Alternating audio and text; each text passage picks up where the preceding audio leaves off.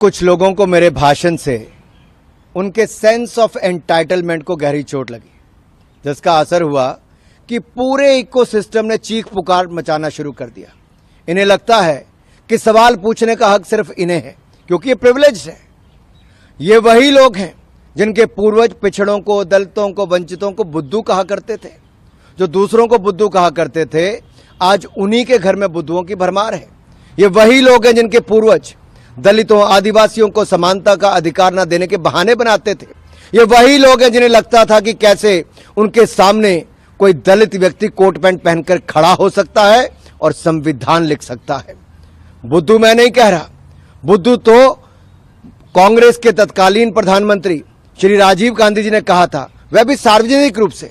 सांझ को आंच किया श्रीमान राहुल गांधी जी, पूरी कांग्रेस जमात पढ़ ले कि स्वर्गीय राजीव गांधी जी ने कहा था, आरक्षण के नाम पर बुद्धुओं को बढ़ावा नहीं देंगे।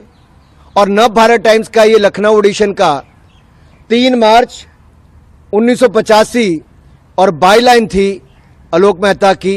इस इंटरव्यू का शीर्षक था, आरक्षण के नाम पर बुद्धुओं को बढ़ावा नहीं। और मैं कुछ लाइनें आपके लिए पढ़ देता हूं, जो प्रारंभिक इसका पैराग्राफ है। प्रधानमंत्री श्री राजीव गांधी की मान्यता है कि संविधान बनाते समय पिछड़ा वर्ग के लिए आरक्षण की जो व्यवस्था की गई, पिछले वर्षों के दौरान उसका बहुत राजनीतिकरण हो गया। इसलिए अब समय आ गया है कि इनके सारे प्रावधानों पर नए सिरे से विचार किया जाए। वास्तव में दबे और पिछड़े लोगों को इस सुविधा और सहायता दी जाए, लेकिन इसका विस्तार कर विभिन्न क्षेत्रों में बुद्धुओं को बढ़ाने से पूरे देश को नुकसान होगा। आई अनकोट। ये मैंने नहीं कहा, ये स्वर्गीय राजीव गांधी जी ने कहा। मैं तो कहता हूं, बात निकली है तो दूर तलक तक जाएगी। पूर्व प्रधानमंत्री के अति बुद्धिमान पुत्र इस देश को बताएंगे कि क्या उनके पिता की नजरों में पिछड़ा वर्ग बुद्धू था? क्या कांग्रेस राजीव गांधी जी द्वारा दिए गए एक अति घृणित जातिवादी बयान की सार्वजनिक निंदा करेगी?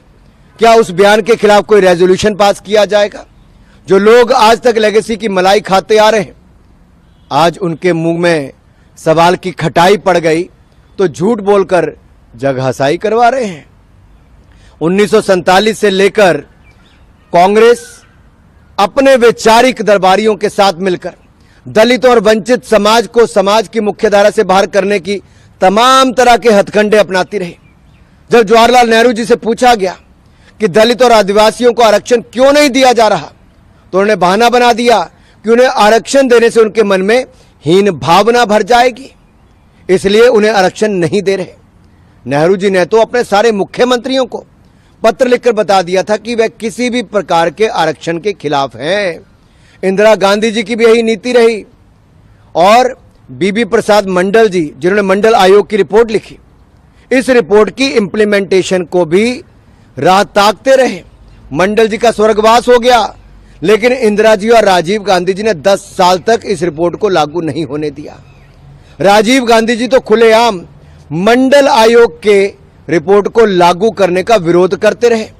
और जब काका कालेलकर की रिपोर्ट आई थी, तब भी कांग्रेस ने वर्षों तक इस रिपोर्ट को दबा कर रखा। और मुझे एक शेर याद आता है, लम्हों ने खता की, सदियों ने सजा पाई। अगर सामंती सोच वाली कांग्रेस पार्टी ने उस समय मंडल रिपोर्ट और काका कालेलकर की रिपोर्ट में कीड़ा में रोड़ा नहीं अटकाया होता, तो आज स्थिति कुछ और होती। ये जो तुम इतनी वफा दिखाते हो सनम, डर है ये कोई नई दगा तो नहीं? पूरे देश में पिछड़ा, दलित, आदिवासी समाज को राहुल गांधी जी के इरादों पर शंका है, क्योंकि ये उसी परिवार और पार्टी के सर्वे सर्वा हैं जिसने आज तक सारी जरना और मर्यादाओं को तोड़कर आरक्षण का विरोध किया। सामंती जब समाजवादी बनने का ढोंग करते हैं तो बड़े खतरनाक होते हैं। और कांग्रेस ने तो मोदी जी के बहाने पिछड़ा वर्ग को गालियां दी, अपमानित किया।